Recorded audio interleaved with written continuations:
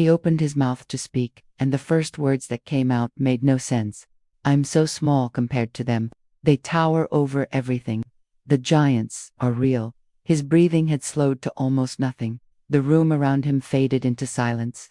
His hands lay still on his lap, palms facing up, completely relaxed. Behind his closed eyelids, his eyes moved rapidly, like he was watching something unfold in real time. The temperature seemed to shift. The air felt different, thicker somehow, ancient. His face smoothed out, losing the tension of modern life. His shoulders dropped, and when he spoke again, his voice had changed. It was quieter, younger, filled with a mix of fear and wonder that didn't match his adult body. The air is so clean here, he whispered. I can smell earth and water and growing things. But everything is bigger. The trees are bigger. The sky feels bigger. Even the sounds are bigger. His head tilted slightly, like he was looking up at something impossibly tall. His eyes squeezed tighter beneath his lids. A small gasp escaped his lips. There's one walking past right now, he said. His footsteps shake the ground. I can feel it through my feet. Each step is like thunder, but quiet thunder, deep thunder. The guide leaned in carefully. Can you describe what you see? He swallowed hard. I'm standing in a village, but it's not like any village that exists now. The buildings are made of stone, but they're built in a way we don't build anymore. Some of them are huge, massive, because they need to be. For them, his breathing quickened. I'm just a boy, maybe 10 years old, maybe 12. It's hard to tell. Time feels different here, but I'm small, so small, and they are not. A tremor ran through his body. The giant who just passed, he looked down at me. His eyes are kind of buffed. There's something else in them too, something old, like he's seen things that would break a normal person's mind. The guide's voice was soft. Take your time. Tell me more about this place, about these giants. He drew in a long breath, and the story began to flow like water finding its path. This place, it's before the flood, long before. Don't know how I know that, but I do. The world is different here. The land is connected in ways it won't be later. There are no separate continents yet. Or maybe there are, but they're arranged differently. I can't quite see the whole picture, just the part I'm in. His fingers twitched. The giants, they've always been here, as long as anyone can remember. They were here before humans were, or maybe they came from somewhere else. The elders tell different stories. Some say they came from the stars. Some say they came from inside the earth. Some say they were the first children of the gods. No one really knows anymore. He paused, his face thoughtful. But they're not violent. That's what people always get wrong when they hear about giants. They think monsters. They think destruction. But these beings, they're teachers, guardians. They're helping us, helping humanity learn and grow. His voice filled with wonder. The giant I just saw, his name is something I can't pronounce with my current tongue, but in my mind as that boy, I call him Tall Father. Not because he's my father, but because that's what all the children call him. He teaches us. He shows us things. A smile crossed his face. I remember now. I'm on my way to the learning place. It's a huge stone building at the center of the village. The giants built it for us. They carved the stones with their bare hands. Stones so big it would take 20 men to move them. But for the giants, it's nothing. They lift them like we would lift a basket of fruit. His breathing steadied into a rhythm. I'm walking through the village now. Other children are with me. We're excited. Today is special. Today, Tall Father is going to show us the star maps. The real ones. Not the simple ones we learn from as babies, but the ones that show where we came from. Where everything came from. He tilted his head, like he was listening. The other children are chattering, wondering what we'll learn. There's a girl next to me. Her name is something like Arya, but softer, more musical. She's my friend, my best friend. She's not afraid of the giants like some of the other children are. She loves them. She says when she grows up, she wants to be tall like them. A soft laugh escaped him. I told her that's not possible. You can't just grow that big. But she insists. She says if you wish hard enough, anything is possible. The giants say so. His expression grew more serious.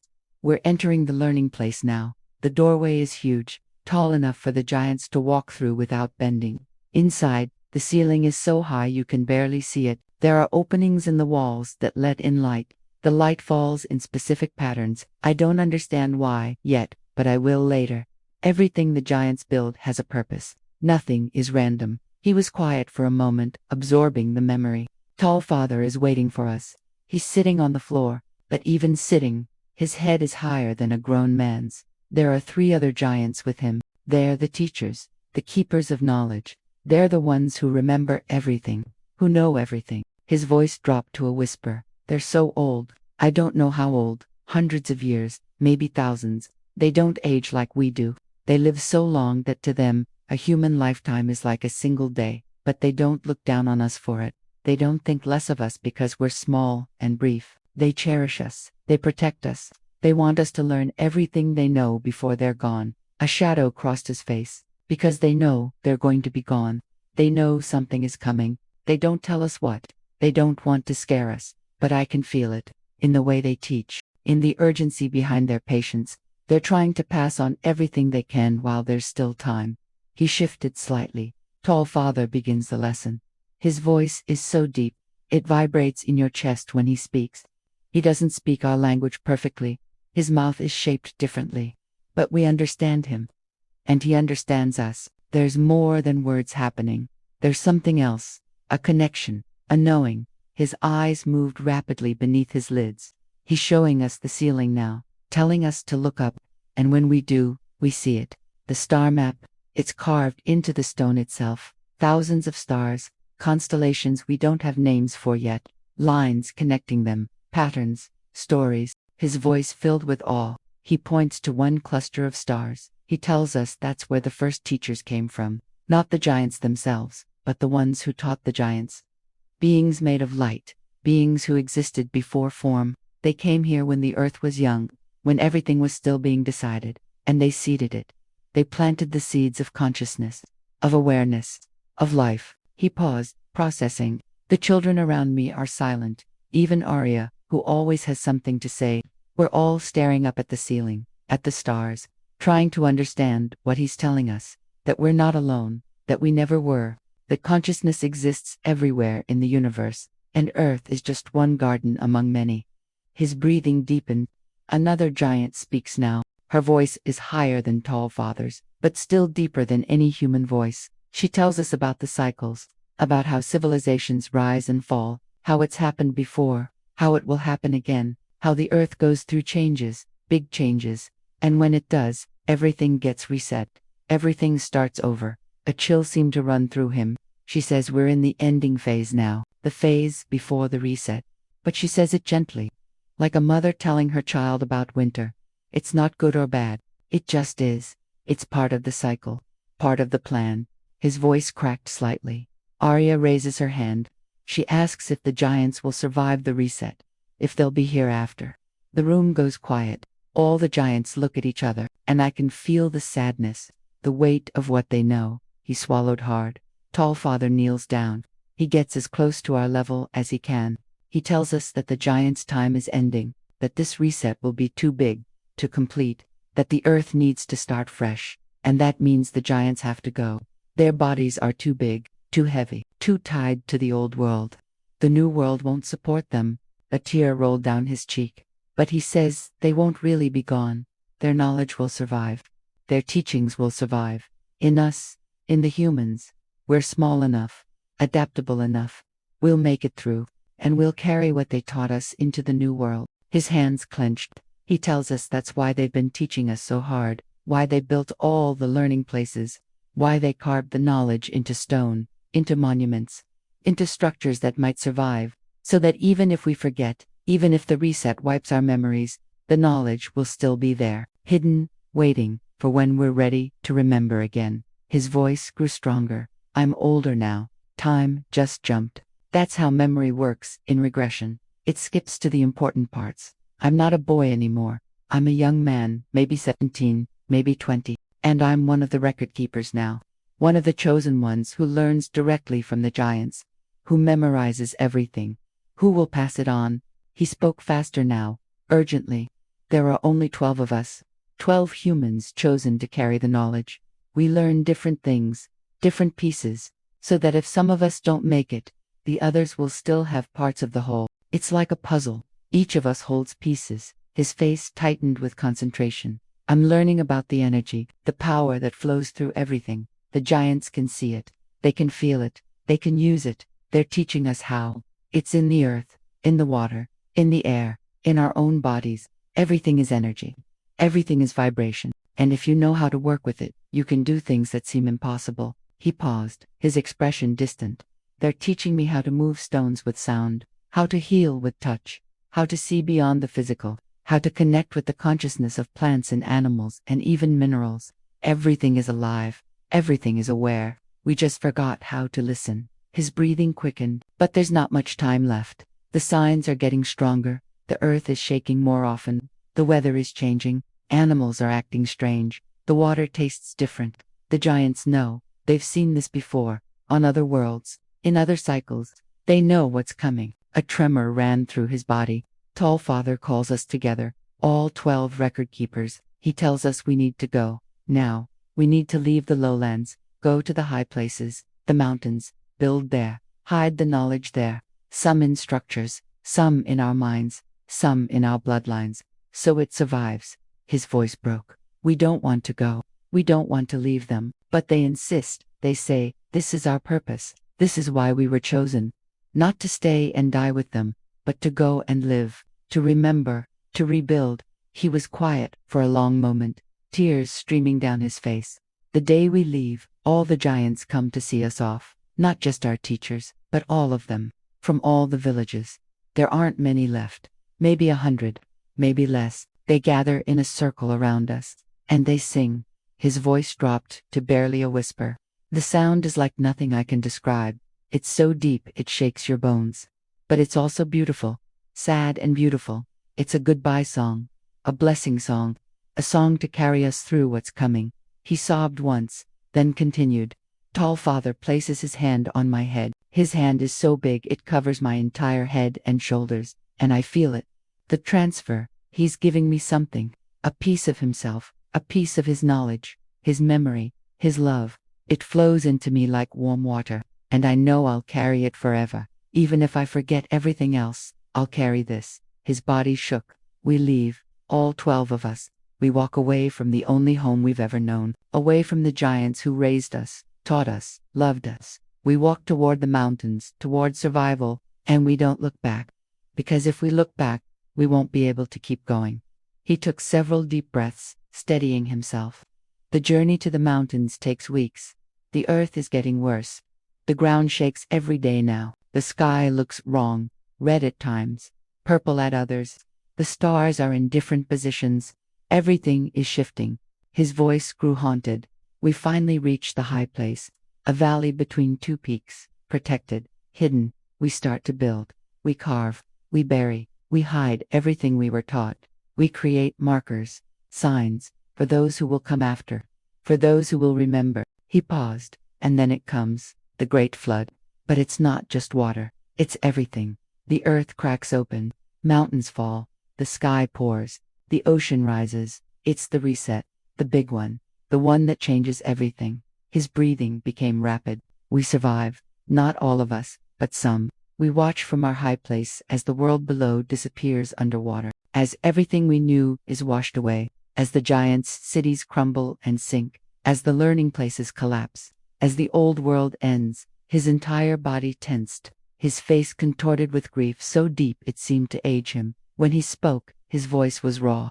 I can see them. In my mind. In my heart. The giants. They didn't try to save themselves. They could have. They could have come to the high places too. But they didn't. They stayed. They stayed because they knew their size would take up space that humans needed. They sacrificed themselves for us. The tears flowed freely now. Tall Father. The giant who taught me everything. Who loved me like a son. Who gave me his knowledge. His blessing. He's gone. They're all gone. And the world will forget they ever existed. The new humans. The ones who come after. They won't know. They won't remember. The giants will become myths. Stories. Things people don't believe in. His voice rose with anguish. And I'm one of the last people who knows the truth. Who saw them. Who learned from them. Who loved them. I carried their memory. Their teachings. Their sacrifice. And it's so heavy. So heavy I can barely breathe. He pressed his hands to his chest. I'm old now. Time jumped again. I'm very old. One of the last record keepers still alive. The world has been reborn. There are new humans, survivors from other places. They don't know what came before. They're starting fresh, building new civilizations, new languages, new ways.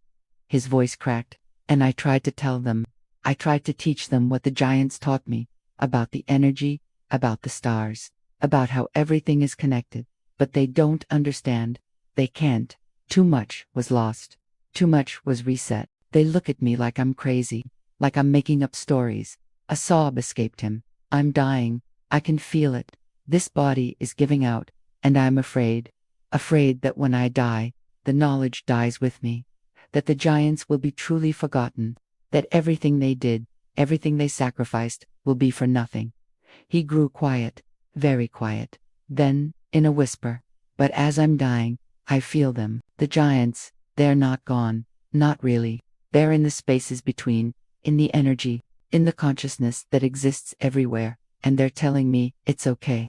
That the knowledge isn't lost. It's just sleeping, waiting for when humanity is ready again." His face finally relaxed. "They tell me I'll come back. That all the record keepers will come back, in different bodies, in different times, when the world is ready to remember, when people are ready to believe again. We'll carry the memory in our souls, and we'll help others remember too." A peaceful smile crossed his lips. "And I understand now. This life, this current life I'm living in the modern world, this is that time. This is when I came back, to help people remember, to tell them the giants were real, to share what they taught me. That's why I'm here. That's why I agreed to this regression. To remember, to speak, to witness."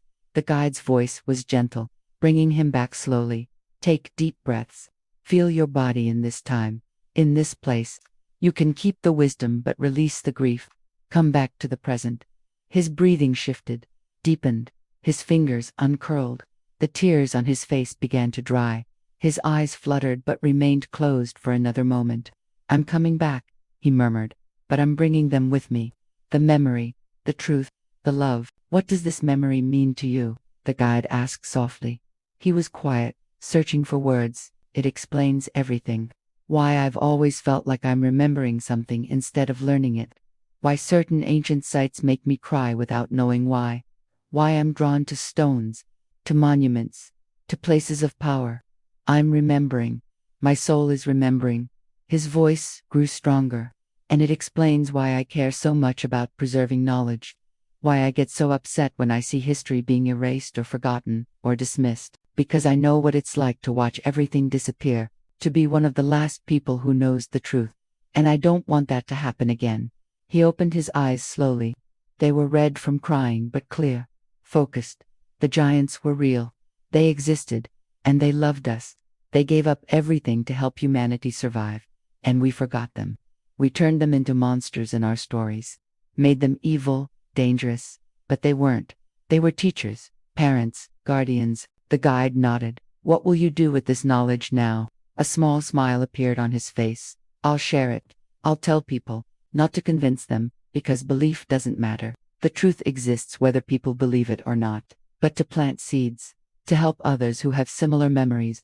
To let them know they're not alone. That what they're remembering is real." He sat up straighter. "And I'll honor the giants, the way they should have been honored all along.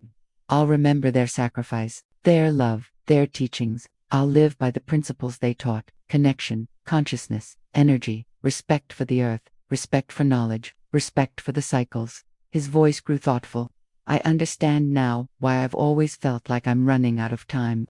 Like I need to learn everything and share everything as fast as possible. It's because my soul remembers what it's like when time runs out, when the reset comes.